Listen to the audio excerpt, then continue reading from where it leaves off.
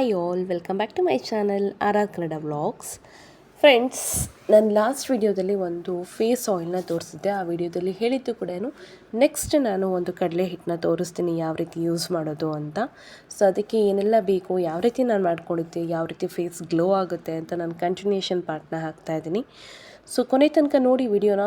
ತುಂಬ ಈಸಿಯಾಗಿ ಮನೇಲೇ ನಿಮ್ಮ ಸ್ಕಿನ್ನ ಯಾವ ರೀತಿ ಗ್ಲೋ ಮಾಡ್ಕೋಬೋದು ಅಂತ. ಬನ್ನಿ ಹಾಗಾದರೆ ನೋಡ್ಕೊಂಬರೋಣವಾ ಯಾವ ರೀತಿ ಈ ಕಡಲೆ ಹಿಟ್ಟಿನ ಪೌಡರ್ನ ನಾವು ಮನೇಲೇ ಮಾಡ್ಕೊಳ್ಳೋದು ಅಂತ.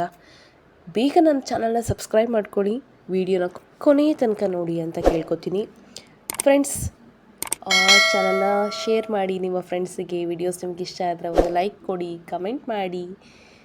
ಇಲ್ಲಿ ನೋಡಿ, ಇಷ್ಟೆಲ್ಲ ಐಟಮ್ಸ್ನ ಇಟ್ಕೊಂಡಿದ್ದೀನಿ. ಫಸ್ಟ್ ಒಂದು ಮಿಕ್ಸಿ ಜಾರಿಗೆ ನಾನು ಮಸೂರ್ ದಾಲ್ ಅಂತ ಬರುತ್ತಲ್ವ, ಸೊ ಇಲ್ಲಿ ನಾನು 1.5 ಕಪ್ಪಷ್ಟು ಮಸೂರ್ ದಾಲ್ನ ತೊಗೊಂಡಿದ್ದೀನಿ.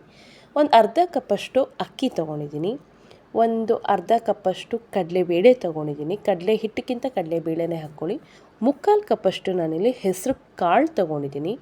ಇದು ಮಾಮೂಲು ರೋಸ್ ಪೆಟಲ್ಸ್, ಈ ಪನ್ನೀರ್ ಪೆಟಲ್ಸ್ ಅಂತನಾದರೂ ಹೇಳ್ಬೋದು, ಅಥವಾ ಎಂತ ಅಂತಾರೆ, ಬಟನ್ ರೋಸ್ ಅಂತಾರಲ್ವ, ಅದನ್ನು ಅಂತರೂ ಹೇಳ್ಬೋದು. ಅದನ್ನು ಮನೇಲಿ ಒಣಗಿಸ್ಬಿಟ್ಟು ಪೌಡರ್ನ, ಅಂದರೆ ಗರಿ ಗರಿ ಆದಮೇಲೆ ಈ ರೀತಿ ಪೌಡರ್ನ ಮಾಡಿಟ್ಕೊಂಡಿದ್ದೀನಿ.